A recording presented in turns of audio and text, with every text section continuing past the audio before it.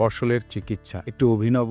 বর্তমান বিশ্বের যখন আমরা তথ্যপ্রযুক্তির কৃত্রিম বুদ্ধিমত্তার এক বিপ্লবের মধ্যে নিজেদেরকে আবর্তিত করছি, ঠিক সেই সময় ফসলের চিকিৎসা এরকম একটি অভিনব মোবাইল অ্যাপসের ধারণ করেছে আমাদের প্রিয় ছাত্র। চারজনের নাম বলতে হয়: মারুফ, সালমান, নাফিস এবং সনি। কম্পিউটার বিজ্ঞান ও প্রকৌশল বিভাগের ড্যাফোডিল বিশ্ববিদ্যালয়ের এই ছাত্ররা প্রান্তিক মানুষের, একেবারে কৃষকের ধারে যে, কৃষকের কাছে যে কি ধরনের সমস্যায় কৃষকরা আবর্তিত হন, ফসলের কি ধরনের অসুখ হয়, সেই অসুখগুলোর কি কীটনাশক, কি ধরনের ব্যবহার বৃদ্ধির মধ্যে দিয়ে এই ফসলগুলোর নিরাময় এবং ভবিষ্যতের সুস্বাস্থ্যের জন্য কৃষকদের পাশে দাঁড়িয়ে এই মোবাইল অ্যাপসকে জনপ্রিয়তা করার মধ্যে দিয়ে আমাদের এই তরুণ মেধাবী প্রজন্ম আজকে বাংলাদেশে এক উজ্জ্বল স্বাক্ষর রেখেছে। বলতে কোনো দ্বিধা নাই, ফসলের চিকিৎসার মতো একটি অভিনব মোবাইল অ্যাপসে কয়েক হাজার কৃষক সম্পৃক্ত এবং এই একই সাথে এর বাণিজ্যিক কার্যক্রমে সম্পৃক্ত হবে কীটনাশক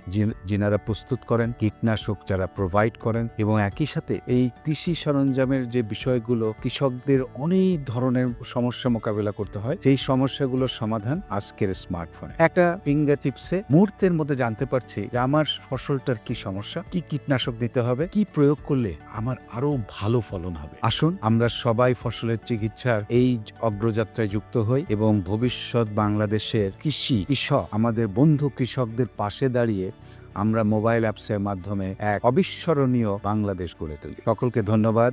এই অ্যাপসের অগ্রযাত্রায় আমরা যেন পারস্পরিকভাবে সবাই সকল ধরনের সহযোগিতা প্রদান করি। ধন্যবাদ সকল।